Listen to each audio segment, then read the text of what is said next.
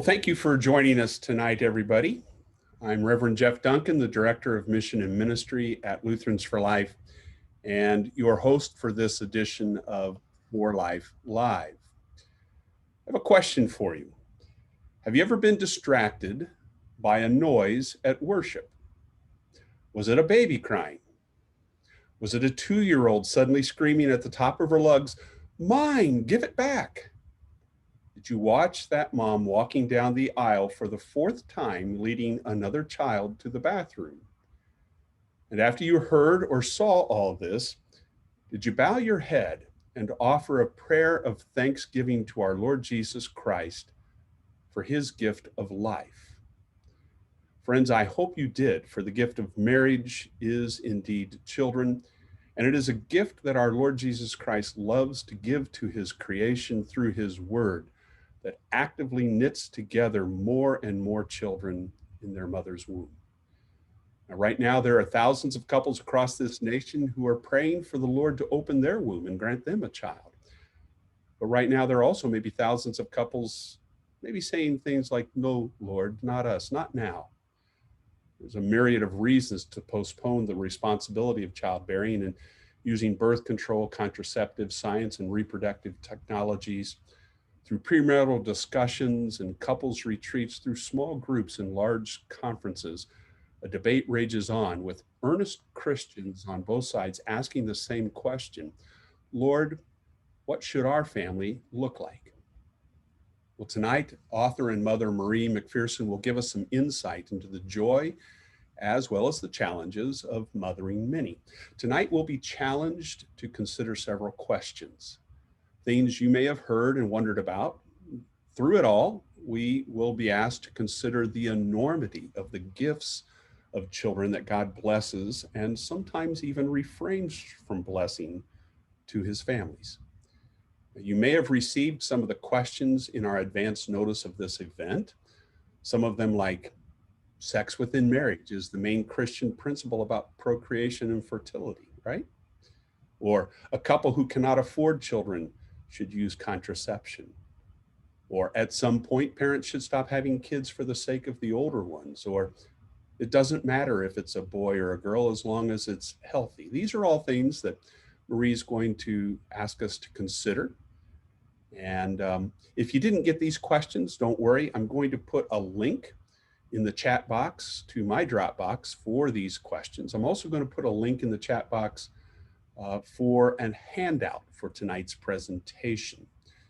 So you can turn to those and open them up on your own computers. Tonight, you might notice that I'm not wearing my normal clergy attire. Instead, I'm highlighting what begins on Saturday night, January 23rd at 7 p.m., 8 p.m. Eastern, 7 p.m. Central. It's called Life Week 2021. And flowing from our Life Sunday 2021 theme, from invisible to indispensable, which is based on the words of 1 Corinthians 12, verse 22, that reads, "On the contrary, the parts of the body that seem to be weaker are indispensable." And you can see my shirt says, "You are indispensable." Life Week 2021 is an active way to engage, support, and be involved in life issues throughout the year using this theme. So I want everybody to go to our webpage, lutheransforlife.org. In fact, I'm going to take an opportunity to share the screen. Hold on.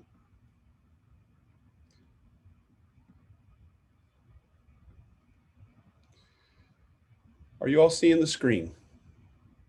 Just nod your head or give me a thumbs up. Okay, very good.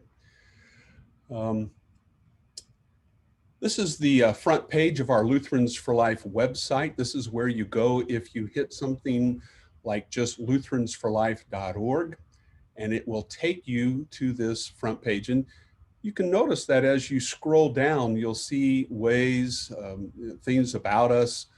You'll also see a calendar of events where different things like our For Life Live will be put on there as they're coming up, different events coming up. You can see Life Sunday is this coming Sunday. But I want to take you to a section underneath the resources. If you pull all the way down, you get to Life Week 2021. I've already got that page opened up for you. And I really encourage everybody to take the time to go through this. We have wonderful resources on this page that will help you each day of Life Week 2021. And if you're already a member of Lutherans for Life and receive our emails, you're going to get an email with all of this information each day. But every day of Life Week 2021, we have all kinds of activities and school activities and devotions. And every night at 7 o'clock, 8 Eastern, we're going to have a Zoom presentation, and you can see all the different presentations that are going to be on here for each day. You can click on any of these and you can share these resources with others. So I'm going to commend this page to you. You can see all the different activities that we have planned, and I hope you'll really take advantage of this. The idea is, let me stop sharing.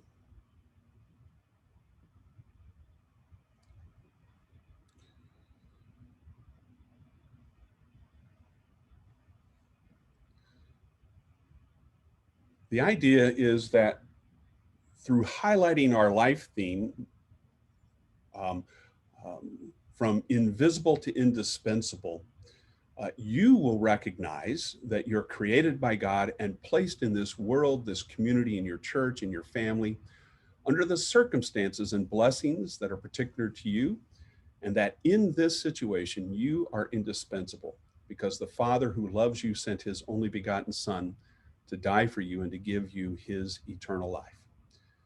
It's not too late for you to consider to have a Life Sunday in your church. January 24th has been the date set aside, but Life Sunday can be planned and accomplished anytime throughout the year. And in fact, using these helps would allow you to accomplish a Life Sunday maybe several times during the year. Please also remember that none of what Lutherans for Life does, all of our educational programs, all of our Sunday school materials, all the conferences and presentations in churches, at district and synod conventions, all the phone calls that people call into our Word of Hope hotline, all the youth gatherings that are activities our Y for Life does, none of it's possible without your ongoing and continued support for the mission of Lutherans for Life. So we need you to become a member. We need you to start a life team in your church. And we need you to support and give to a life chapter in your area, because Lutherans for Life exists to equip Lutherans to become gospel-motivated voices for life, simply and completely because your support keeps us going to do that. So please become a member today. Go back to that website, click on the donate buttons, and for these things, we thank you. So to begin, let us have a moment of prayer. O God, giver of all blessings, we praise you for the gift of new life granted to all parents in the birth of sons and daughters. Now protect mothers and children and shield them from anything harmful in body and soul. And may we rejoice as children are brought for reception into your kingdom through the waters of holy baptism, and grant all children your continued blessing through Jesus Christ, our Lord. Amen. Well, tonight we're going to hear from Marie MacPherson, the wife of Ryan. She's a homeschooling mother to 6 living children and a redeemed child of God. Now, her family makes their home in Mankato, Minnesota. She is a certified classic Lutheran school educator. She is the author of Meditations on the Vocation of Motherhood and the editor of Mothering Sanity Saving Strategies. She's also the author of a couple of Lutherans for Life booklets, one called The Story of Baby Shalom, which is a story about a miscarriage and her own ways that God graced and held her through that miscarriage and gave her peace. And she's also the author, with her husband, of a book called Teaching Children Chastity, Talking Points for Christian Parents. Now, both of these are available through our Concordia Publishing House, cph.org, or you can write to me and I can send you information about them as well. Marie has a bachelor's degree in elementary education from Bethany Lutheran College with Lutheran School certification and a specialty in communications arts and literature. Marie is an advocate for mothers. She served as a La Latch League leader, that's easy for me to say, over 6 years, and a volunteer at a local pro-life pregnancy clinic. And in between moments of duties at home, she creates language arts, curricula, and coaches a speech and debate club for teens. Marie reads and writes extensively, researching natural health, schooling, evangelism, marriage, and parenting. And you can read her contributions to Bless the House, the House Fodder Project, Sister, Daughter, Mother, Wife, and Lutherans for Life. So her membership is at Norseland Lutheran Church in St. Peter, Minnesota. Marie, we want to welcome you to our For Life Live, and we look forward to your presentation tonight. Thank you, Marie. Thank you, Pastor Duncan.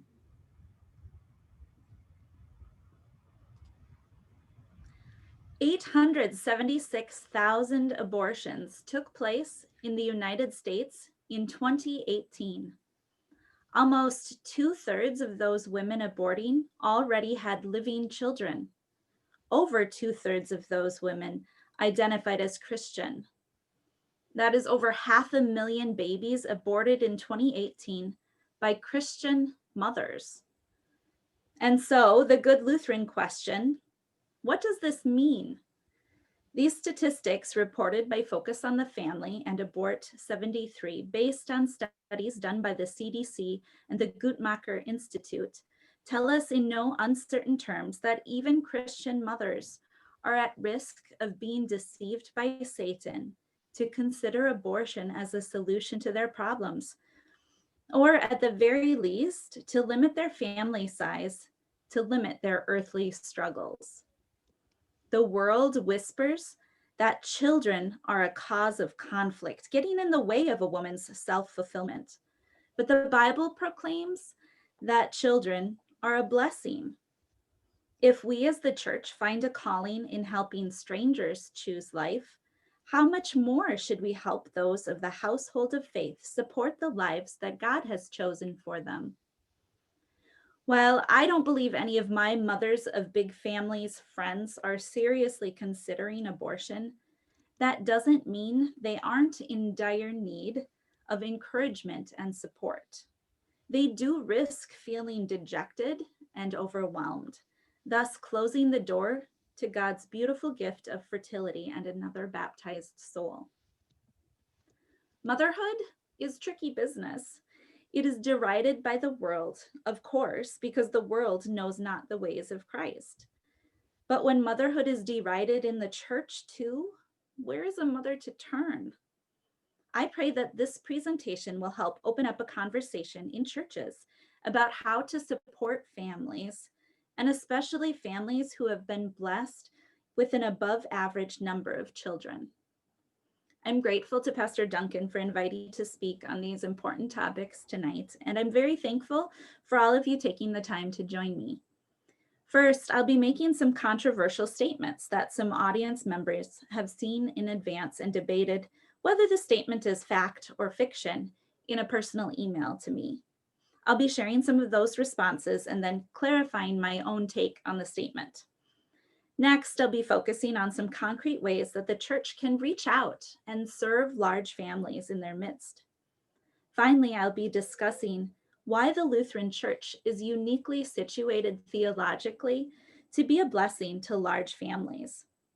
As we go along, please feel free to ask general questions in the chat box, and there'll be time at the end for Pastor Duncan to choose some of those for Q&A at the end. I myself am a mother of many with 6 living children on earth. My oldest is 14 and my youngest is almost 3. God gave me my first child while I was still a college student, and yet another child before I was able to graduate. After receiving my degree and transitioning to becoming a stay-at-home mom, I realized how little I knew about managing a home and children.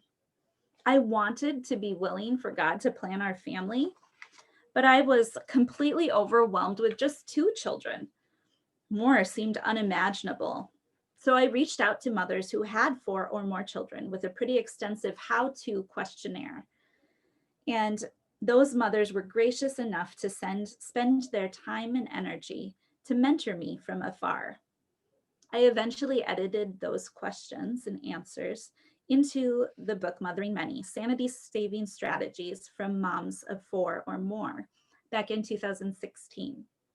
We now have an active Facebook group, and much of what I share with you this evening comes from those mothers. I'm also a part of a few other forums where mothers have patiently answered my questions, including sharing ideas for this presentation. Before going further, I want to clarify that my main focus tonight is as a mother, but much of this applies to fathers of large families, as well as parents of average-sized families. There are many reasons why someone might have a big family, including a strong desire for many children or adoption, but tonight I'll be specifically speaking of those who don't necessarily long for a household of kids, but rather who are conscience bound to generally avoid contraceptive measures, which often leads to the positive but overwhelming outcome of many mouths to feed. These parents see children not necessarily as a fulfillment of a dream, but as the consequence of a duty. Rather than explain what I mean by that, I think it will become clear as we transition to the next section. Part 1, fact or fiction? The controversial and vague statements listed on your handout and on the PowerPoint could each be a standalone topic for a discussion. In the past, I've facilitated in-person conversations about statements such as these on your outline. However, because these statements are just a part of my presentation, Pastor Duncan and I thought it prudent to have a few folks chime in behind the scenes and offer responses. I will share some of those responses here, but before I start, I want to note that my answers may seem more conservative than many people are comfortable with. Do understand that I am purposefully swinging the pendulum of my answer to the right because so many cultural messages that we're bombarded with are incorrectly swung to the left. I'm aiming to produce a better cognitive balance overall. And I'm also trying to promote a worldview and a framework about fertility that's very different than what the world sees as normal, but I'm not necessarily intending to provide a cookie cutter answer about any specific situation. So keep that in mind because I'd encourage you to seek godly pastoral counsel for any personal questions. First, fact or fiction? Sex within marriage is the main Christian principle about procreation and fertility. Everything else is in the realm of science and neither right or wrong for a Christian. From our wonderful audience responses, one individual said, quote, "Every area needs to be applied to God's word to see if it is consistent with God's will," end quote. Another respondent noted, quote, "Leading a chaste and decent life is fitting and worthy of the gospel, both inside and outside of wedlock. Our bodies belong to the Lord and our spouses, but how that plays out and if there are acts or behaviors that are immoral within the marriage bond, of that I'm not certain," end quote. How do we know what is consistent with God's will when it comes to fertility? What kinds of actions are in line with biblical teaching? A final respondent noted something specific that helps answer some of those questions. Quote, "One example of something we should care about beyond just keeping sex within marriage is that some methods of so-called contraception can actually act as abortifacients and are therefore not good for Christians to use," end quote. That leads me right into my response. While I affirm that science can be a gift from God, I also admit that it can be misused by sinful human beings, and especially by scientists, to undermine morality and seek to pervert natural law. Beyond sexual intercourse being held sacred within a biblical marriage, there are 3 principles I think Christians should consider regarding procreation and fertility, and that these principles should be taught to growing children in the church in age-appropriate ways. These come almost verbatim from the LFL booklet, Teaching Children Chastity, that Pastor Duncan showed earlier, and that book has undergone pastoral review. First, Christians are opposed to anything that would terminate the life or inhibit the growth of a preborn baby. Obviously, this includes abortion, which is murderous to children and dangerous to mothers, both physically and emotionally. Less obviously, in vitro fertilization nearly always violates the fifth commandment because IVF produces multiple embryos, which are then selectively reduced in favor of leaving one viable candidate. In plain English, multiple siblings are brought to life with the express intent that some of them will be sacrificed or frozen indefinitely for the sake of the strongest. Just because Christians oppose these practices doesn't mean we condemn those who have done them. Rather, just as Christ welcomes and forgives those who repent, so the church aims to do the same. A second principle of which many Christians are unaware is the physical harm that may be caused by hormonal contraceptives. Hormonal contraception works through a number of mechanisms, including making the womb hostile to a newly conceived embryo if ovulation and conception occur. The package inserts admit as much. This means that a number of mothers using contraceptives actually do become pregnant, but the medication forces an abortion prior to the mother knowing she had conceived. Some doctors deny that these methods induce abortion. However, upon further questioning, often a patient will learn that the doctor defines the beginning of pregnancy as implantation of the embryo in the womb, rather than life beginning at conception. In addition, oral contraceptives are carcinogenic, like tobacco and asbestos, yet they remain a frequently prescribed medication in our culture. The pill is the first drug ever to be prescribed to healthy people for long-term use, not to treat a disease, but to prevent the very natural event called pregnancy. Finally, Christians should also have a healthy skepticism regarding even non-hormonal methods of contraception. Even when a contraceptive method doesn't risk breaking the fifth commandment, it may break the first and or sixth commandments. Aside from sterilization's correlation with cancer and sexual dissatisfaction, the surgery is performed in order to damage an individual's body that God has created well, rather than repair something in the body gone awry. If sterilization is done for the mother's health, the inability to conceive should be mourned as a loss, not celebrated as liberation. Barrier methods place a physical blockade between a husband and wife during the very activity in which they would otherwise demonstrate their one flesh union. Temporary abstinence methods deny a woman the satisfaction of sex at the height of her cycle when it is designed to be most pleasurable. Because every method of birth control has either physical or emotional side effects, it isn't surprising that the divorce rate for those using contraceptives is nearly 50% versus merely 5% for those who don't. Thus, I would conclude that the statement is fiction because there are many more facets to fertility and sexuality and science that Christians should want to be informed about and consider beyond just chastity and remaining abstinent until marriage.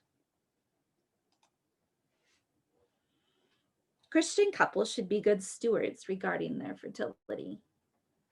One respondent gave an excellent reminder, quote, "I think that being good stewards with fertility mostly means doing your best to care for yourself physically so you're better ready for when God gives you children," end quote.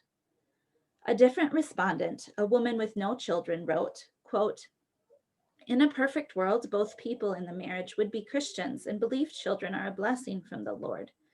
But that isn't the case for every person.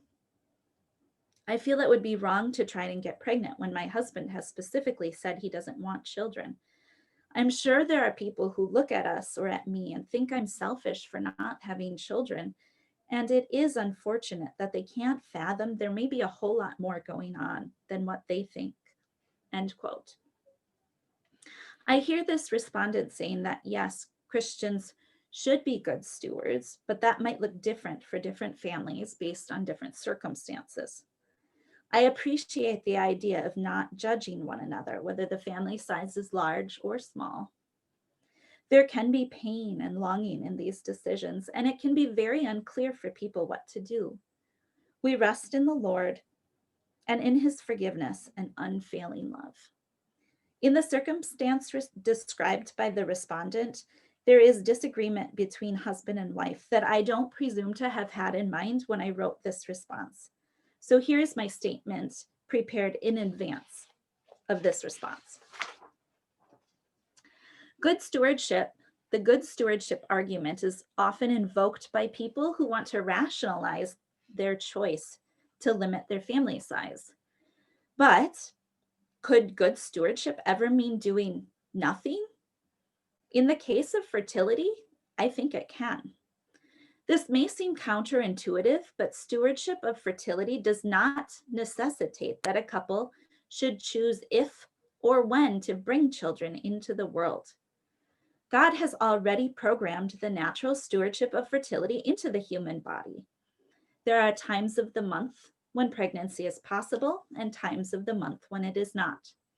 There are seasons in a woman's life when pregnancy is possible, and there are seasons when it is not. It ought to be the norm for young married couples to be eagerly expectant for children.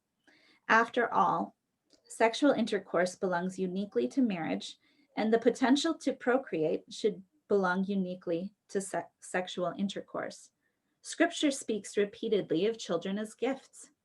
What Christian would want to limit God's gifts? Certainly not a good steward. Even though human bodies have been ruined by sin, they generally still work how God has designed them. Fertility is a part of God's good design. God commanded Adam and Eve in the Garden of Eden, be fruitful and increase in number, and he built into them the ability to do so.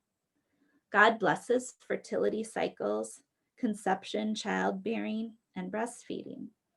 The pro-choice culture around us dehumanizes children into choices and how many to have, when to have them, whether to have any at all.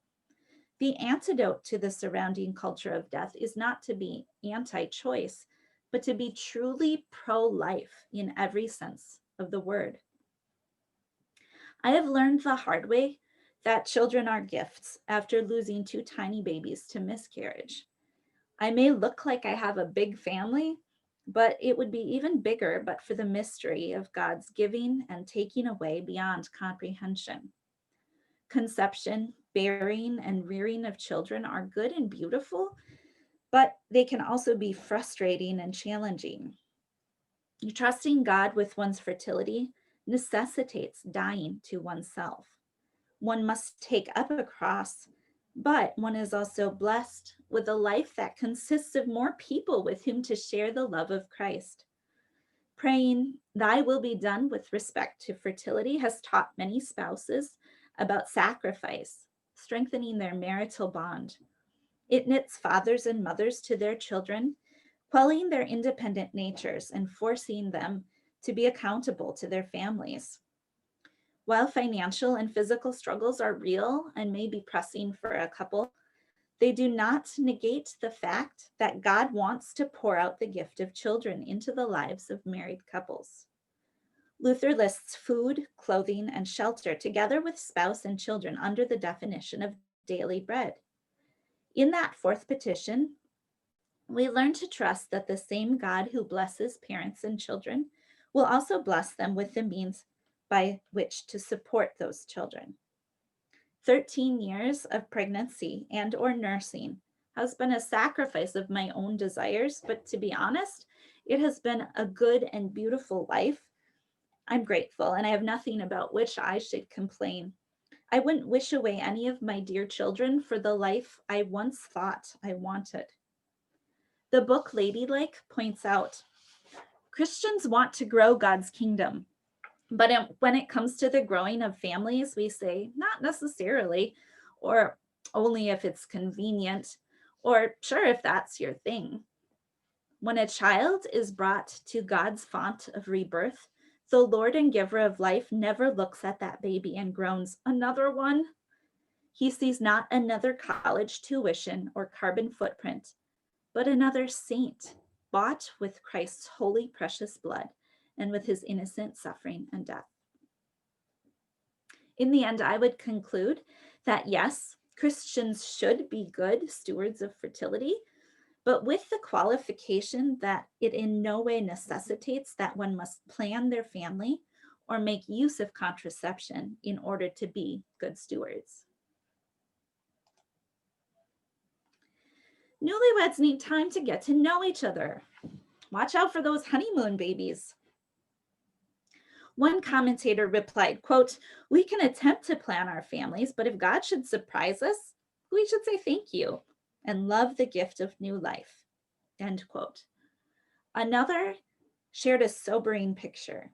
Quote, "I certainly believed this statement when I got married, but with what I know now, being married 8 years with a 4-year-old and a 1-year-old, as well as losing several children to miscarriage, I really regret having had that attitude that we needed to wait until our marriage was fully established before being open to children. I had unconsciously thought that children are a burden. Sure, they're lots of work and can be very tiring at times, but I would be missing out on so much without my children," end quote. It might be easy to chuckle at this statement because we all ought to know it isn't universally true. However, this really is the prevailing wisdom of our culture. And dare I also say, the church. Innumerable couples, including myself and my husband, have been counseled in premarital classes to wait to have children. I find the opposite of this sentiment to be much more honest and biblical. There's nothing like real life, including children, to bond a couple together. If a couple is seriously not ready for a child, they might need to consider postponing the wedding date unless they plan to sleep in different honeymoon suites. After all, God designed sex to lead to babies. A married couple should never really be surprised to be pregnant. Couples in the church should be rejoicing at each and every honeymoon baby conceived. What a gift from God to the world, to the church, and to the parents. That being said, the current rate of impaired fecundity among fertile married women, according to the CDC, is over 16%. Many couples who would willingly avoid a honeymoon baby later hope and long for elusive babies. And even conception is no guarantee that a baby will be born. As many as 1 out of 4 pregnancies end in miscarriage. Fertility is precious. Life is precious. Babies are precious no matter when they are conceived. Don't take them for granted. A couple who cannot afford children should use contraception. A respondent shares the biblical wisdom, quote, "If God blesses a couple with a child, surely he will provide," end quote.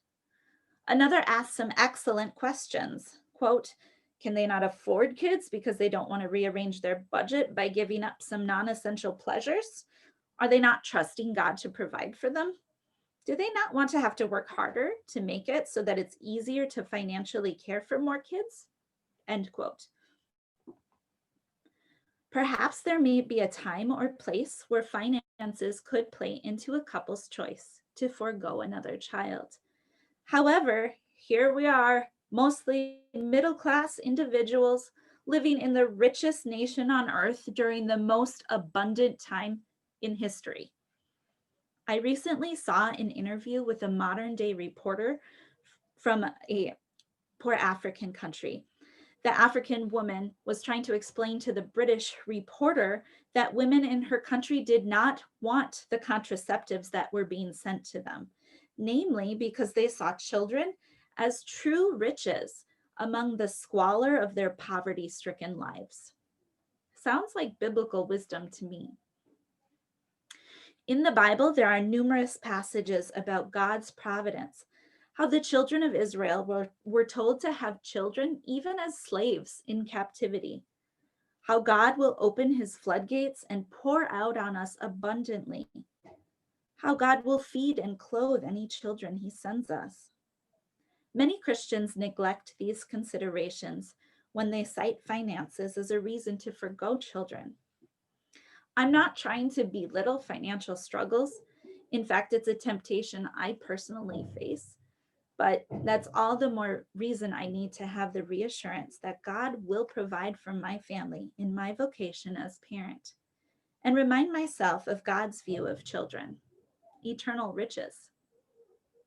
Thus, under normal circumstances, I would conclude that this statement is fiction. A loving husband should use contraception if his wife is exhausted from so many kids already, or if she's at risk of a serious health complication. A simple audience answer concluded, quote, "It's something the couple should discuss and pray about together, making sure a chosen method will not harm a child if the method fails," end quote. Another excellent response was, quote, "A loving husband gives himself up for his wife, which at times might have to include finding ways of loving his exhausted wife outside of sex. Contraception can too easily foster selfishness and not selflessness," end quote. Another noted, quote, "A husband should take an active role in guiding the older children to respect and help their mom," end quote. I really appreciate the points these respondents made, even though their wisdom may be countercultural. Let me explain further. Because no contraceptive is foolproof, anytime a couple enjoys intercourse, a baby is a possibility. If there is an extremely serious reason for the wife to not have another child, does a loving husband have sex anyway? In my opinion, either the couple has a serious reason to avoid pregnancy and had better not be fooling around with contraceptives that might fail, or they don't have a serious reason to avoid pregnancy, which really isn't a good reason to use contraception at all. If a serious reason to avoid pregnancy exists, abstinence might be a difficult but moral option. Fulfillment of natural passions is not an automatic right of marriage. During situations like deployment, terminal illness, or after the birth of a child, short and long-term abstinence is sometimes a calling within marriage. But beyond the failure rate of contraceptives, couples should consider the morality of the chosen method and the possible harms caused. As mentioned earlier, nearly all hormonal birth control can cause abortion. Even the package inserts of hormonal birth control products acknowledge that they work in multiple ways, including damaging the lining of the uterus. Ovulation can still occur more often or less often depending on the kinds of hormones in the product, which means conception can still occur. But when it does, hormonal contraceptives render implantation unlikely. Therefore, in cases of breakthrough ovulation, a silent abortion is likely. Christian parents have a right to know this. Nothing that would harm a child excludes a vast number of contraceptives that Christian families are currently using. Beyond the possibility of harming a child, even husbands and wives can be harmed by contraceptives. As alluded to earlier, hormonal birth control has been linked with higher levels of cancer. Barrier methods and spermicides can cause allergic reactions.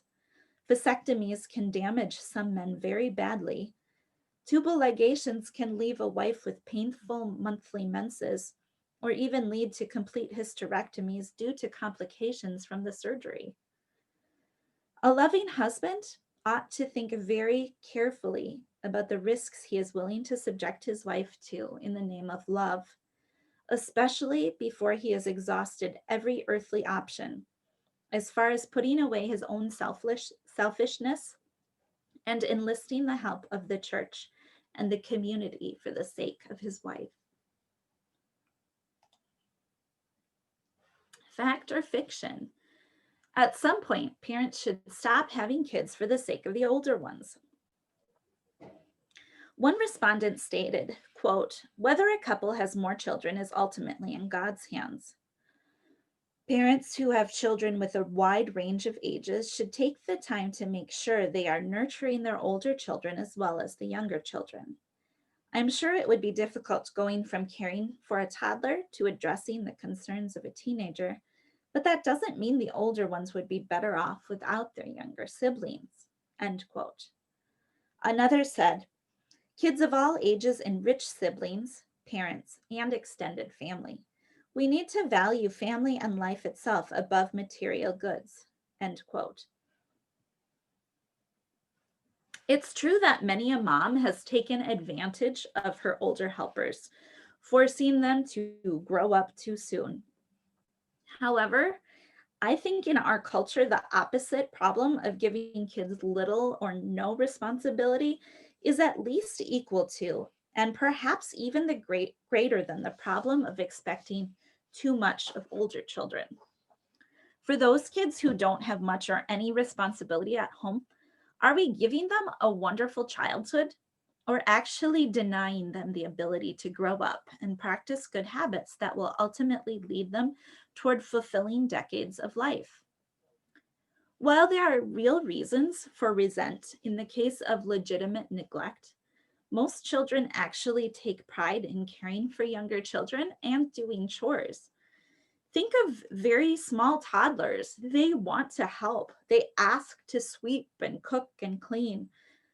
Certainly, that can be abused by a parent, but the point is that childhood is not just playing and having free time. It also consists of learning and growing into a responsible adult. Conversely, older children parenting younger siblings can happen in small families too. It can happen with only two children. In fact, it can happen with an only child who is neglected. It doesn't mean the world should stop having kids. Not all of the kids stuck in situations like this turn out to have a bad future. Some are super resilient and end up doing things like founding missions or nonprofits to help others. Without those difficult experiences as a youth, they may not have been prepared in quite the same way as an adult. The overgeneralization that older kids parenting younger ones is always a bad thing is just untrue. Each of us has the choice to welcome God's blessing of children or to come up with a so-called good reason to refuse them. To me, the question is a life issue. Do I have the right to deny the existence of someone based on the effect that person may or may not have on others' lives? To automatically assume that new and more babies will make a problem worse is a logical fallacy. A new baby might be super easy and chill and bring the family together around a new life with a new sense of direction. The hormonal changes from a new baby or pregnancy could shock a mom out of a depression that put a family in a difficult situation to begin with. The toddlers and younger children might wake up to their positions in the family with a new baby and take some pressure off the older children. The very babies that may put the older children in a position of more work initially may be the ones as teens and young adults taking care of the aging parents and taking years, even decades off of the older children's work caring for the adults, parents in the future. I don't put these possibilities beyond God's foresight and direction if he chooses to bless a family with another child. For myself, The legitimate concern of burdening older children does not trump God's ability to work things for good. God knows who he will put first and last in a family. He equips each sibling with vocations to serve each other, and he can call the older children to great responsibilities, even if they don't like it at the time. I'm probably a little defensive about this because I see myself on the giving my children too much responsibility end of the spectrum, or at least I perceive others see me like that. But I honestly don't know how I would manage without the help of my older children, especially a few years ago when I had a debilitating health issue.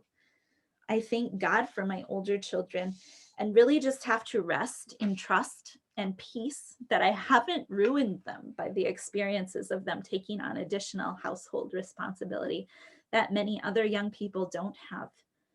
I still believe it's better to have all of my children than to not have brought them into existence. In the meantime, when children take on additional family responsibilities, we aim to have open lines of communication for our children. The older ones can voice that frustration as we parents try to adjust things. Or maybe we talk and find while the new responsibility is truly a hardship, it is one the child will just have to bear for this season because all the rest of us have heavy burdens to bear right now, too. Parents and children together pray about our mutual struggles. We grow in virtue and we grow in faith and trust together. Because God unequivocally works all things for good, even my own failures, I label this statement as fiction. Church growth focuses on evangelism, often overlooking congregational growth. This is a bonus statement I added at the last minute and I didn't have listed for audience response. Many, if not most, Lutheran churches are aging. If the church says they want children and families, then supporting the ones they already have would be a great first step. The topics of family size and birth control touch upon sensitive spiritual nerves, and the differences of opinion can fracture relationships, even among fellow believers. The early church fathers, the medieval Catholic theologians, and prominent theologians of the Reformation era, both Lutheran and Calvinist, all shared a strong consensus that God's gift of procreation is a wondrous blessing to be treasured, not despised. In the early to mid 1900s, after the birth control revolution hit the culture and the church, a sort of theological amnesia set in, preventing many Christians of today from granting serious consideration to the old consensus. As the church, this topic offers an opportunity for honest reflection and for a Berean commitment to search the scriptures, examine church history, and to pray to the Lord for discernment. Truly, God uses fertility not only to grow individual families, but also to grow the church. Christians can willingly help young families of all sizes, not deride or tease them for the gift of children that God grants or doesn't grant. Our church communities should support families in growing the church, showing concern for spiritual, physical, emotional, and financial needs. And they can also avoid jumping to conclusions about couples who have few or no children. Infertility is a heavy cross to bear for those couples who desire to have children but cannot conceive, especially surrounded by a pro-choice culture that so carelessly assumes that fertility is a switch that the modern pharmacy can turn on or off at a moment's notice. For families of all sizes, the church points to the words and promises of Christ, looking ahead to that day when the generation to come might know God's wonders, the children who would be born, that they may arise and declare them to their children. Psalm 78. In the end, I would say that unfortunately, this statement is usually fact. It doesn't matter if it's a boy or girl, as long as it's healthy. One mother quipped that she prayed, "Lord, I don't care whether it's a boy or a girl, just please give me one that sleeps." I think many of us can relate to that. One respondent astutely noted that this statement is, quote, fact, being that it shouldn't matter to us whether the child is a boy or girl, but fiction that health is all that matters. Even children with severe health complications are a blessing because God says so, end quote. Another parent answered, quote, I've thought how it would be much easier for two of our children if they didn't have health issues. However, God says that his strength is shown through weakness. We do not know how God may plan to use them for his glory, end quote. Another stated, quote, though we all hope for healthy children, even those with health problems or special needs are given by God for his all-wise and loving reasons, perhaps to help us grow more like Jesus in caring for his little ones. In such a case, the parents should be shown special care and support from the body of Christ, end quote. These responses show excellent foresight and biblical wisdom. I should have guessed that the Lutherans for Life like this audience would see the fiction in this statement. It's true that both boys and girls are wonderful gifts from God. The problem with this statement is the awkward assumption that healthy babies are somehow more valuable than sick babies. Surely all parents do pray for a healthy baby, but not all parents have healthy babies. Isn't God listening? How can a loving God allow such meaningless tragedies like sick or terminally ill babies? There is tragedy in the world because there is sin in the world. God is in control of all things, yet he does not inflict suffering upon us as a punishment. He has already punished Christ on our behalf. God is making all things new, and one day we will live in heaven where all is perfect. In the meantime, God aches with us when we ache. He uses our pain to draw us closer to him. He blesses Christians to be witnesses of his love during tragedy. He teaches parents his own selfless love as they care for sick children. I wouldn't wish a sick baby on anyone, but if it happens to you, I trust God will give you the strength that only he can give, and that he will bring himself eternal glory and bring more sheep to his fold through your heartbreaking experience. Our Heavenly Father knows what it is to have his son die, yet he gave his son up over to death for you, for me, for every human born, whether a boy or girl, whether born sick or healthy, whether dying at a ripe old age or dying in the womb. Now that we've established some legitimate reasons why Christian husbands and wives might be blessed with many children, let's explore how the church can help. As the church universal, we are literal family members in the body of Christ, and we need each other.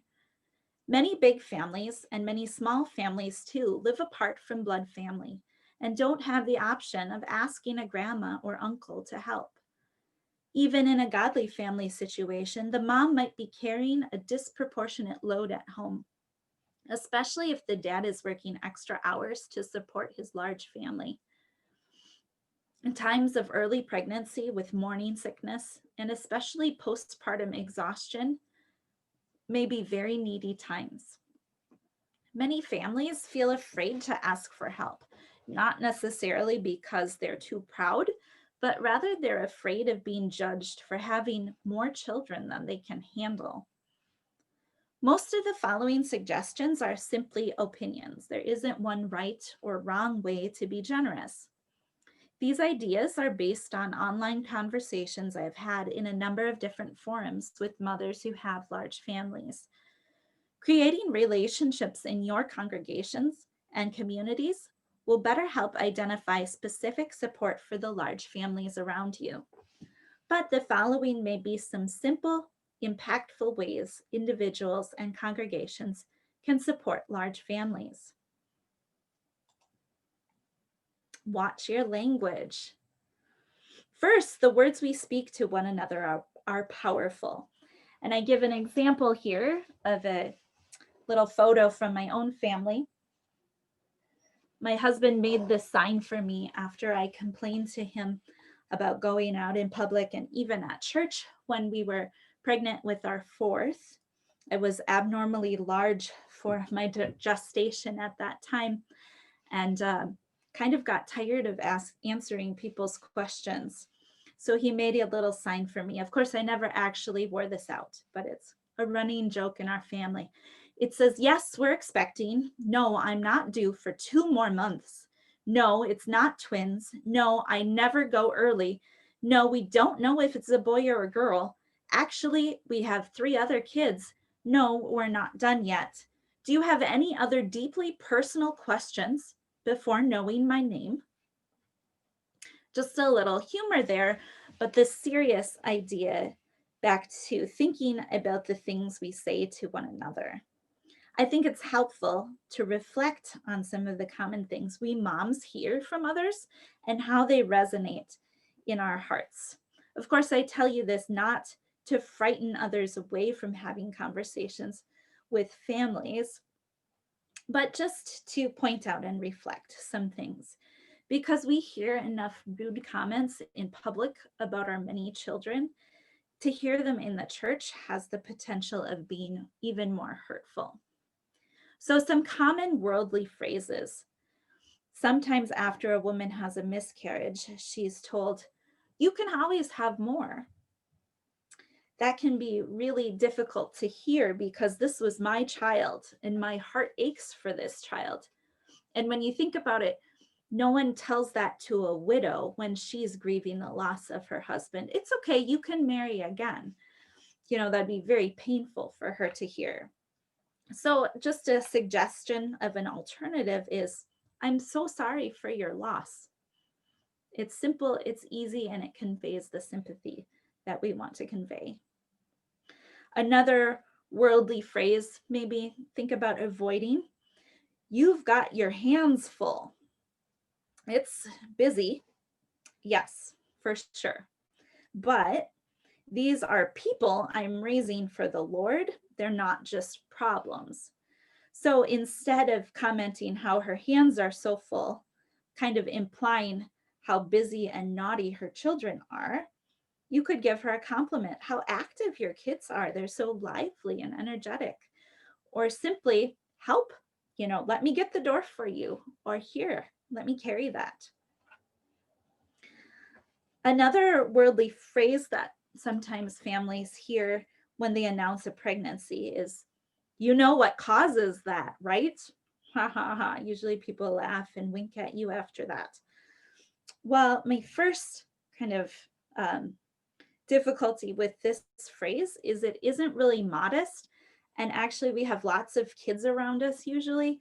So that can bring up some uncomfortable questions.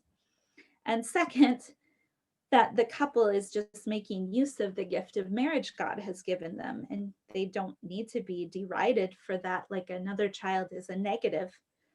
So instead, just try, how wonderful, or how are you feeling? No need to tease them. Another worldly phrase, when usually I think it's said in admiration, but sometimes we hear, I don't know how you do it.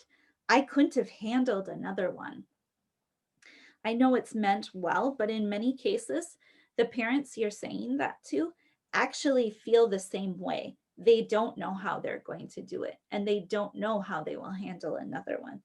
They might be scared and worried. They might be afraid of another mouth to feed, of sleepless nights, of sanity, of sibling arguments, or any other number of concerns. So instead, you could just thank them. I'm so thankful to see you raising your children in the faith. especially at a situation like church.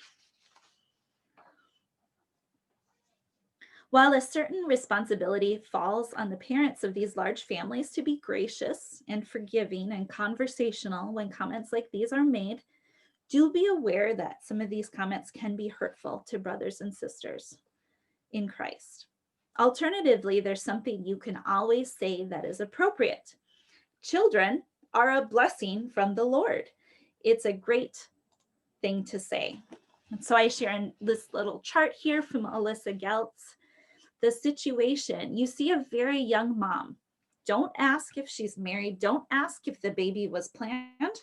Just say, my, what a beautiful baby. Or the Christian alternative, children are a blessing from the Lord.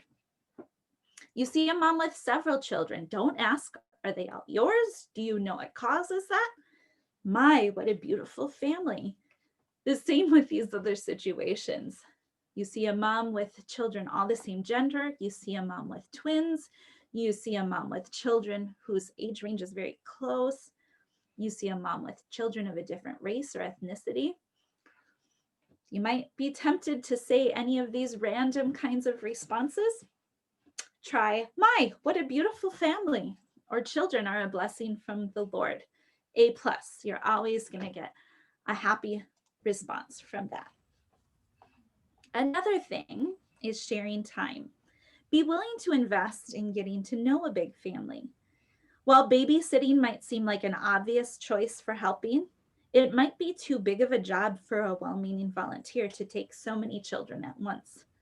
We moms understand that, but babysitting isn't the only way to serve us. One of the easiest ways is to consider your own passions and offer to engage the family with it. Love automotive stuff? Offer to change the oil on their car. Good with a camera? Offer to take individual and family photos. Love to bake? Bring them some muffins. This is a great way to build a relationship. Of course, not all large families might be interested in your passions, so please keep trying and don't be offended if an initial offering isn't a good fit. Another way to invest time into families is to regularly send an encouraging scripture passage or hymn to the mother or father. During their busy days, devotions seem constantly interrupted. She might feel frustrated or discouraged about a problem child. Clicking an email, opening a text, or finding a letter in her mailbox with a Bible passage could make her day. Remember her birthday, anniversary, Mother's Day, and more. Know if there are certain anniversaries that are meaningful to her, such as the due date of a miscarried child or the death date of her mother or grandmother. And pray. Pray for these families and let them know that you're praying for them. Oftentimes, yard work or cleaning would be appreciated if it can be offered without judgment. Starting with, I noticed how messy your lawn is and how the kids constantly leave their toys out front. I'd like to come over and help. Might not be the best approach. But seriously, many mothers I know have had offers of help that sound very similar to what I just mentioned. These types of time investments are especially impactful when they can be relied on at regular intervals, like monthly lawn mowing or weekly bathroom cleaning. And I know bathroom cleaning seems kind of yucky, but it's especially helpful when a mom is in her last trimester and can hardly reach over it to bend to clean. So that's one to keep in mind that is especially appreciated. A few years ago, yes? I'm going to interrupt you for a second because I think you have forgotten to share your screen with us, and I didn't catch that along the way. So if you want to take a moment and share that, that would be great. Oh, has it not been on at all this whole time? No, Oh, I'm sorry. I did click it and I was watching it. Let me see if I can try again.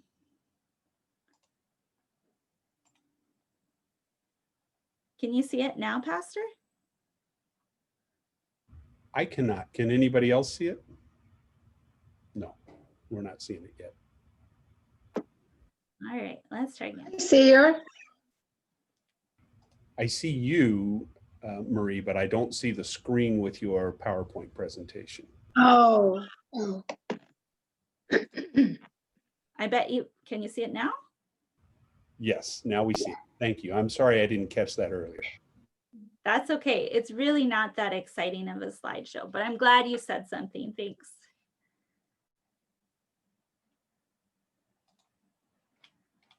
I get to fast forward. Yeah, if you haven't seen that, there's my little photo of the picture my husband made for me.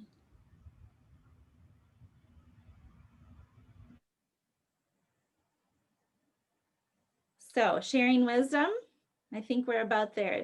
Can everyone see it now, Pastor? No, we're seeing the title screen.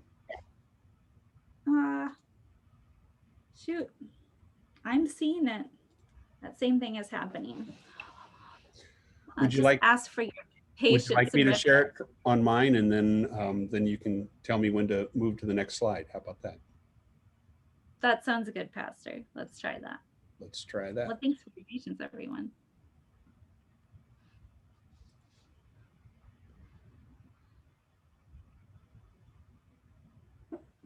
There we go. All right, I'll pick up from, you just cut me off at the bathroom cleaning part, my most exciting suggestion. So I'll move on to that sharing wisdom there, halfway down the slide. Oh, I think I'm still on the cleaning, sharing an idea. There was a couple from my church a few years ago when I was experiencing some health problems, and an older couple offered to help, but they weren't sure what to do. So we considered a few ideas and finally settled on one.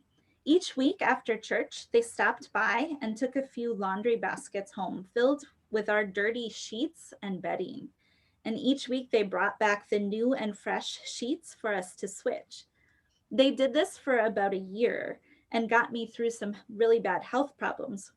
And at that time, clean sheets were the last thing on my mind from my family. But this older couple had it covered, and we are truly grateful to them.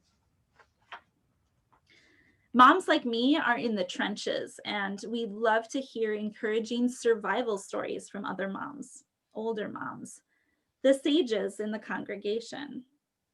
One mother wrote to me, "An older mom invited me to coffee just so we could talk about our mothering experiences. I absolutely love that she offered something like that. It was so special." End quote. If childcare is something you're willing and able to do for the family, it will likely be appreciated, especially if done with a flexible and encouraging spirit. Many mothers in the various forums mentioned have said that this would be especially helpful if the offer is made without the dictate of what she must do with the free time. One idea is, rather than "let me take the kids so you can rest," just try "let me take the kids." Then she doesn't have to feel guilty if she decides to clean the house instead of resting, or if she wants to spend the time working on a hobby that she needs for self-care. In nice weather, consider bringing some or all of the kids outside for a picnic or to the playground for a couple of hours. Offer to bring one child out while you run errands.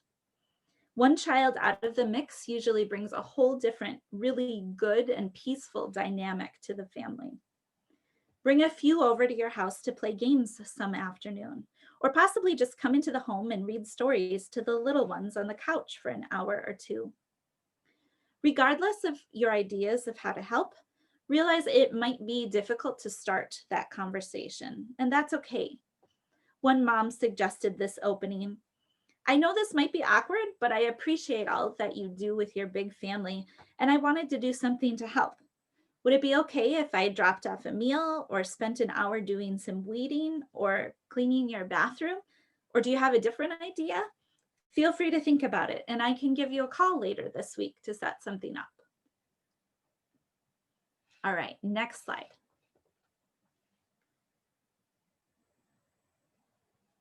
Thank you. Including large families in the social life of the church is incredibly meaningful. One mother wrote to me, quote, "Sometimes having more children leads to loneliness in the midst of the congregation. A lot of assumptions are made that I am too busy or there are too many of us to join in the fun. And so unless I instigate things, I'm often left out or our entire family is left out. It definitely feels like punishment for having a family of mixed ages." End quote. In many congregations, activities are segregated by age: youth groups for teens, seniors, Bible studies, etc. Consider ways that your congregation might create events that are family friendly, or at least multi-age friendly, like family trivia night. For Bible study opportunities, consider if there are barriers in place for mothers or fathers with young children. How might those barriers be creatively broken down? Would various members be willing to alternate and provide childcare, either on a formal or informal basis? Young mothers may be unable to find the energy or passion to organize something like this themselves. This idea could also apply beyond Bible study to activities like adult choir or ladies' aid, too. Realize that this opportunity might be the only one all week that a mother has without her children. All of that said, I just spoke with a mother this past weekend who was concerned that if her church's Bible study supplied sitters, she would be obligated to use them. She preferred to keep her taught by her during Bible class, but was concerned that others thought her son was too loud. Parents will hopefully feel welcome to keep their kids with them, even if childcare is provided. Keep in mind that it is developmentally normal for children to want to wiggle and be loud. Don't expect them to be perfect just because they are in a church building. Well-behaved children are still children. Even good parents won't have a perfect pew. See a problem? Maybe you can be part of the solution. During corporate worship, is there a way to assist these parents? Ask and see. Don't assume that handing the kids a bag of toys or a kid's bulletin or some candy is helpful. Sometimes well-meaning items like those can be a distraction from the service or cause a fight between siblings. Some mothers might love having help in the pew. Others have a system that might be disrupted by a well-meaning grandma sidling up to a child with a sugar-laden treat. Some parents would love for nothing more than another member to hold a baby while they go up for communion. Others might want nothing more than to have a quiet moment with their baby and somebody else wrangle the toddler that's back in the pew. Some parents desire to worship in the front pews of the church close to all the action, but they're afraid of being stared at if they have to take a child out. Others long to have a seat in the back where they don't have to be watched, but there isn't always a spot open. Just your willingness to have that conversation with these families will mean a lot. This is also a great time for congregations to consider starting a men's group if they don't already have one. While this presentation is primarily about moms of many, one of the greatest gifts for a wife is to have a husband willing to lead the family spiritually. Men need males to mentor them so they can lead their own families in God's word. And many men in the congregations of today may not have had active fathers in their lives. They might not naturally read the Bible to their families without the encouragement from other men in their Bible study or congregation. Consider the very real possibility that men's programming in your congregations might be more impactful for the kingdom than children's ministries, which often bypass the intergenerational route through which faith is normally shared. Another way to include a mother in the life of the congregation is to discover her background and passions. Of course, caring for her children is her major time consumer right now, but there is more to her than that. What did she study in school? What does she or would she love to pursue if she had free time? Might there be a role she could fill in the congregation, like music, finance, or graphic design? Even if there's not a role she is willing or able to fill, just letting her talk about other passions is important to her mental health. Helping her remember that while mothering is an important vocation, God has made her uniquely and creatively too. It might seem silly, but that identity can quickly be lost amid the constant pressures of feeding, cleaning, and keeping a big crew alive. Next. Understanding and respect for parents of large families is another important way for church members to support them emotionally. We want to be loved, accepted, and appreciated for being vessels of God's gifts. One mother wrote that above all, she wants her fellow congregational members to understand that, quote, we aren't doing something wrong because we have so many children. We aren't superhuman. We struggle with many of the same parenting issues that smaller families face, but with even more challenges due to many stages of childhood with many different personalities. We need to be allowed to vent the same as parents with fewer children, end quote. Basically, this mother felt other congregation members would judge her about her family size if she had struggles. Another mother wrote, quote, raising a large family is a godly thing, and it is the highest vocation I will have in this life. I'm not looking forward to my real career that comes later and is somehow more important or more fulfilling than just raising these kids. This is the best and most important work. It's hard work, yes, but I don't want your pity. I want your respect. I'm doing a godly thing, end quote. Next slide. Thanks, Pastor. Most of us live in an economic climate where two incomes are nearly universally needed to provide for any size family. However, because childcare and private school are so expensive, it is usually only possible to welcome a large number of children into a family with one full-time parent managing the home. For many large families, there's no good solution to financial burdens. A mother of many desiring to work outside the home and send her children to private school may find herself a stay-at-home homeschooling mom. These might not be the choices the mother would like to make, but because she has prioritized the life of her children, born and unborn, over her own desires, she finds herself in this position. For those in a position to share with large families, it will almost always be appreciated. Your support enables these parents to store up treasures in heaven and to give them time to invest in their children. The only thing on earth that can defy the conventional logic that you can't take it with you. Holding a baby shower for any size family is a wonderful idea to celebrate God's gift of life. In many communities, it's common to have a shower only for the first child, but many families with subsequent children could use both the items and the encouragement that a shower would offer. Find out what would be especially useful for the family. Maybe only a certain brand of diapers work for their sensitive skinned babies. Maybe pooling money together for a larger gift would be more useful than a lot of smaller gifts. I know of a congregation who threw a baby shower for their pastor's family. And when they asked the parents what item would be most useful for them, they were surprised to find the family didn't want a high chair or a stroller. They wanted a chest freezer to store extra food in and remove the burden of constant trips to the grocery store for the mom. The congregation happily chipped in to provide this appliance, and it was appreciated so much by the family, who already had enough books and toys, clothes, and blankets.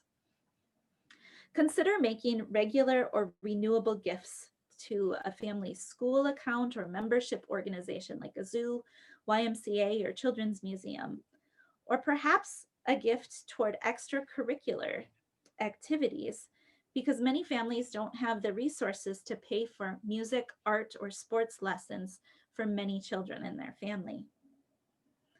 Especially during a time of pregnancy, the newborn stage, or a time of illness, consider bringing over a meal or meals for the family if you know their preferences. Don't be intimidated by cooking for a large family. A pan of rice or chicken drumsticks with a disposable pan and paper plates is especially appreciated. And they're cheap. They can get spread a long way and even serve for a couple of meals. Even a family with food allergies can be served by asking for their favorite safe recipe and purchasing supplies or making it in advance. Prepared and frozen ground beef or shredded chicken will save a mom 20 minutes and a couple of dishes and would be appreciated. Healthy consumable gifts like a fruit or veggie tray can be used by a family as well. All of these ideas are simple ways you can not only financially support large families in the church, but also encourage them in their vocation. Next slide, share the joy. Perhaps the easiest but most meaningful way to uplift large families is by sharing their joy. When you hear another baby is on the way, share a positive comment. Aside from pregnancy announcements, try verbalizing to these families how happy you are to see them in the church, especially when you know it was a hard service for them to get through. We enjoy your family and children. We're glad you're here. Even and especially if you think the kids were misbehaving and noisy, it's likely the parents already know. So find something you can praise the family about, even if it's just, oh, look how darling your little girl is in her frilly pink dress. A mother in correspondence with me offered this idea. It's always encouraging when people smile. Scowls make me wish I could disappear. I spent an entire service bawling in a bathroom because the older lady in front of me turned around and scowled when I had a difficult toddler. Another wrote, thank them for raising their children in the faith. Acknowledge that getting everyone out the door is exhausting and that being in the service is difficult and good and beautiful. Whether big or small, time-consuming or quick, there are so many ways for Christians to encourage and support big families, from sharing time to sharing joy. Such wonderful opportunities there are to show Christ-like love. And I would posit that the Lutheran Church theologically is the perfect setting for large families and the support of their congregations. So now we'll go on to part 3. Part 3 is pretty quick to hear. Thank you. There are many facets of Lutheran theology that complement large families. One of these is Martin Luther's famous quote, simul justus et peccator, that Christians are at the same time both sinners and saints. All humans are conceived and born in sin, and all believers are washed clean of those sins in the blood of Christ, becoming saints unto eternal life. Especially mothers of big families are confronted both with their own sinfulness and also that of their offspring on a daily and even hourly basis. Raising many children is not about being perfect. We hear, I could never do that, a lot. We get it. We can't do it either. We know we're not fit. We know our sinner is showing much more often than our saint.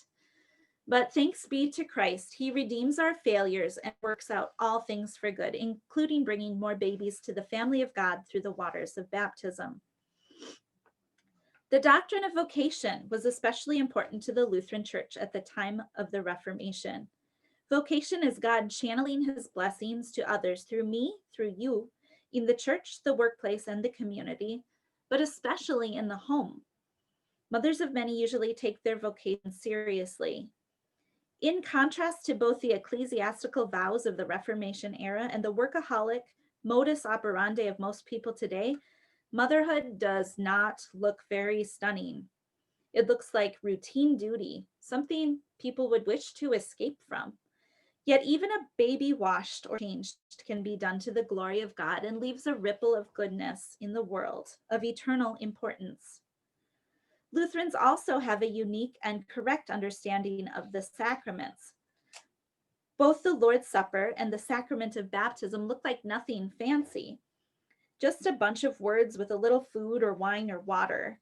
But it isn't the elements that have any power of themselves, but the word of God in them that delivers forgiveness, life, and salvation.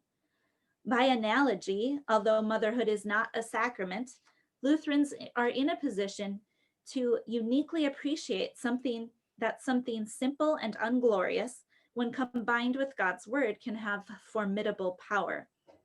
Parents of big families who prioritize the catechesis of their children should expect that God's word will produce results, whether visible or invisible, in his time.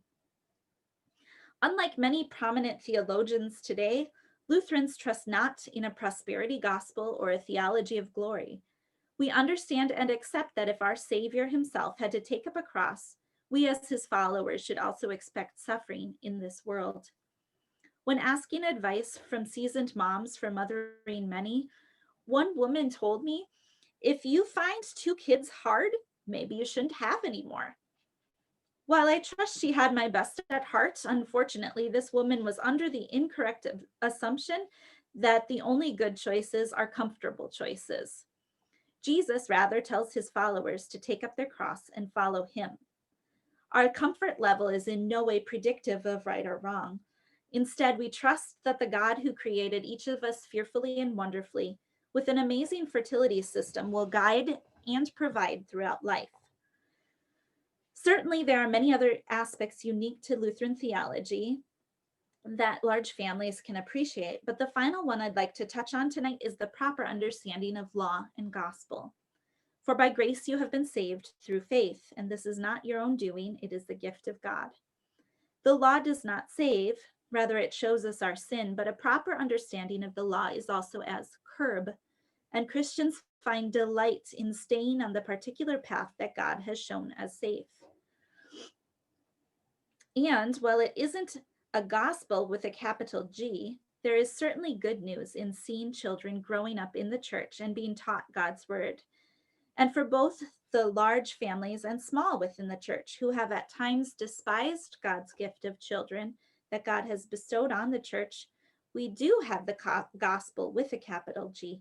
We find comfort and forgiveness in our Savior, Almighty God, who took on flesh, who lived a perfect life on our behalf and died an innocent death, not only so that we as spirit-filled followers can show Christ's love to others, but also so that perfect heaven is open to us forever and ever. Why are big families wonderful?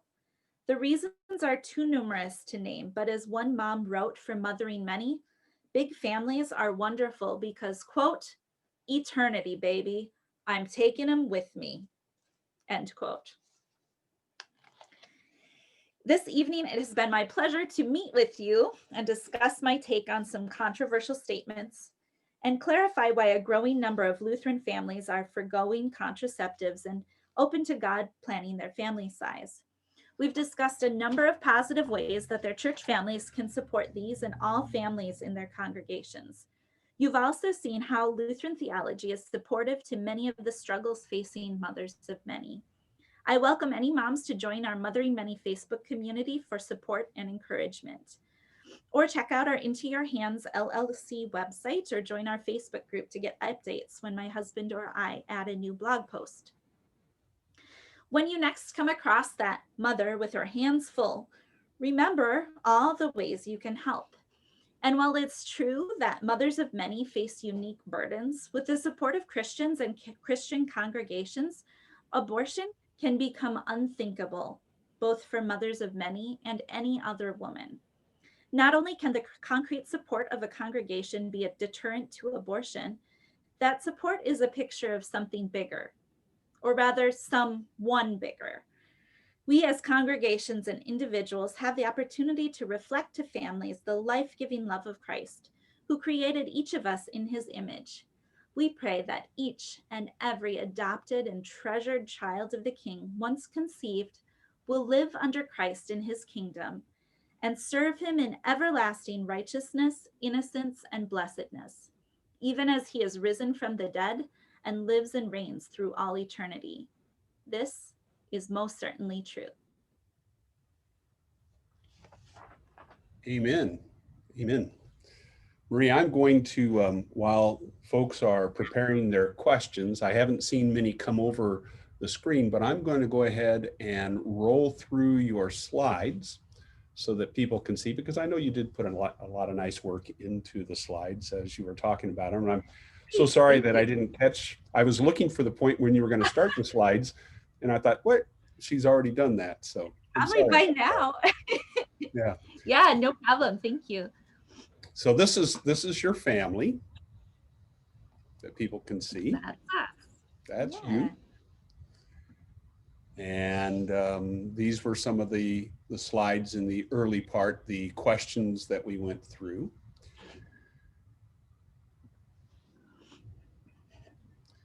I still would hope that folks, if you have a question, feel free right now that you can also go ahead and ask that question. Here's the picture of that shirt that you were saying that your husband made. Yeah. Creative, isn't he? He was probably just tired of me complaining. And I do love your correct response to all of those incorrect statements that are sometimes, as you said, well-meaning, and yet they still have an effect on the pregnant woman who is just trying to continue to do her vocation. I love the continued response, my, what a beautiful baby, or my, this is something that I can help you with. So that was an excellent section. All right, I'm going to stop sharing.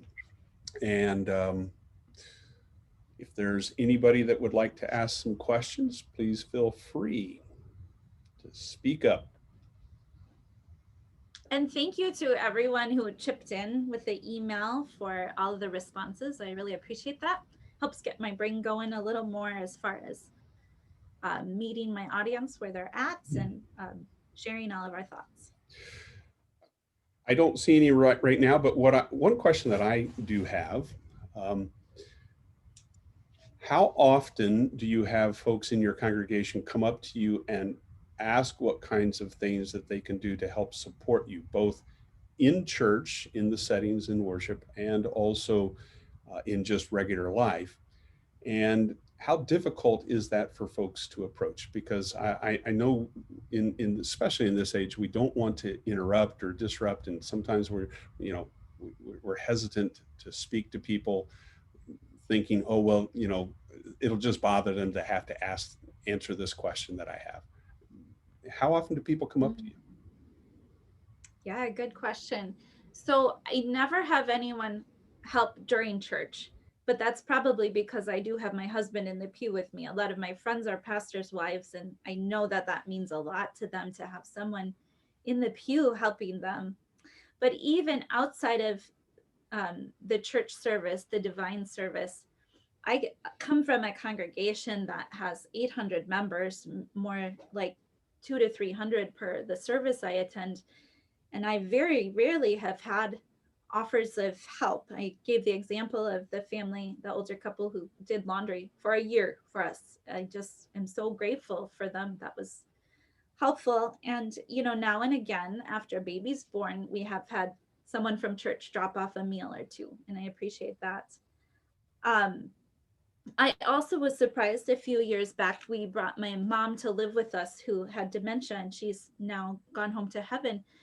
But I had expected that more people would be, very forthright. Oh, how can we help? And I was surprised and dealt with some hurt for a little while that didn't happen.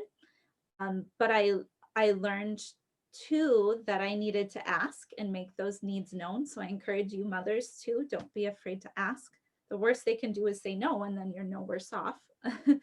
But also, as far as I was focused on, I have this problem and I have needs, and why aren't people reaching out to me? But then as you get to know people as well, they have their problems and their burdens, and they're struggling with their own things and maybe don't necessarily have the time to pitch in and help. So above all, we can all pray for each other. We all have time to do that, hopefully. Very good. Jenny Johnson, would you like to ask your question?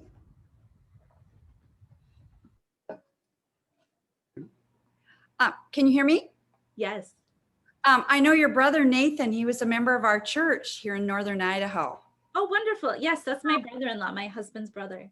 Brother-in-law, that's right. Great guy. And I'm a parish nurse out here in my question for you, and the women that have miscarried babies, those of us who've never gone through a miscarriage are kind of, it's always difficult to know what to say that's helpful versus the things that are unhelpful. You did a really good job of explaining a mother of many children, but I think those of us who've not experienced that have a really hard time of understanding what that mom is going through. So I was just curious. A young woman just recently approached me who is 6 weeks pregnant, and the baby died 3 weeks ago. And now what are they going to do? And pro-life Christian and all that. So what's your advice on things to say and not to say, kind of thing?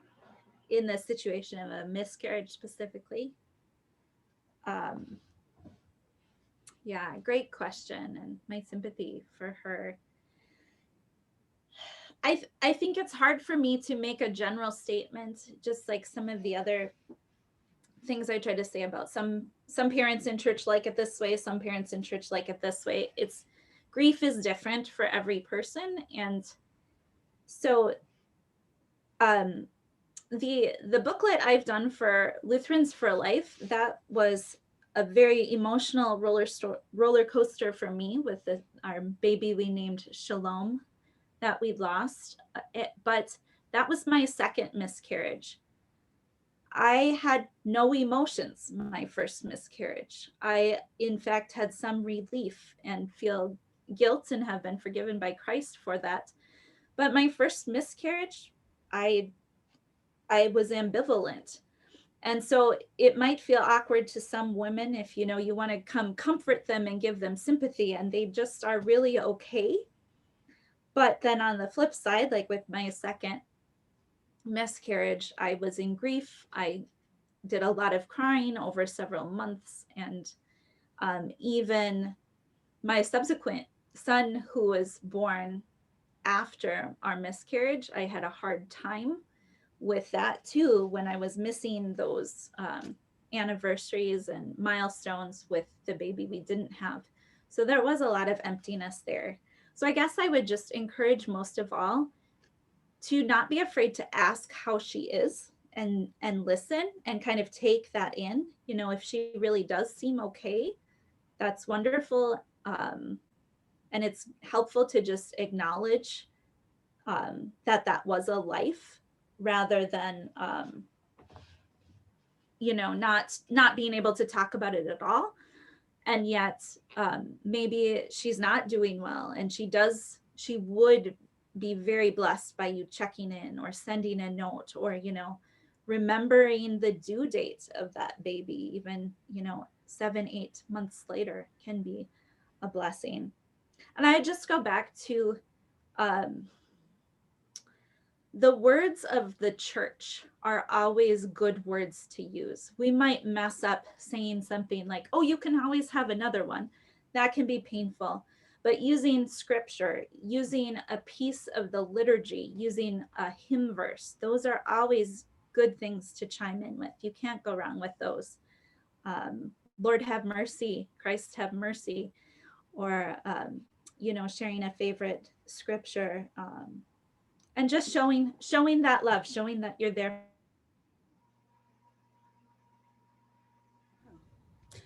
Marie said that her internet was a little spotty this week, so it sounds like she may have had a disconnection here suddenly. I'm going to share just a couple of things. First, thank you everybody who has stayed on. If you need to leave, we understand. It's a little after 8:30 now. Our next session for For Life Live will be on February 2nd. And it will be a discussion with Reverend Dr. James Lamb and Kim Lobb, who is the Director of Life Ministries at Lutheran Family Services in Iowa.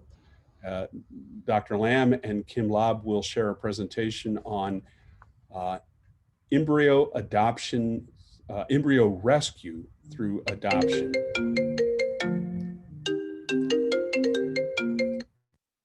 Hello. Hi, Marie. I'm glad you.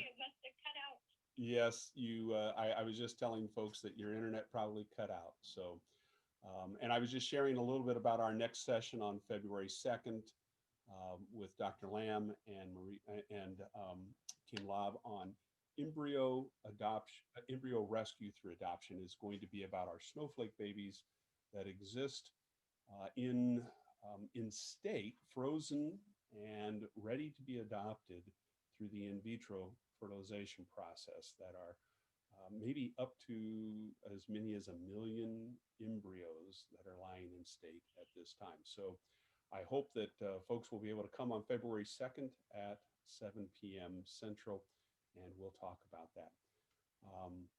Marie, I'm going to read just a little couple of things out of your baby, the Story of Baby Shalom book.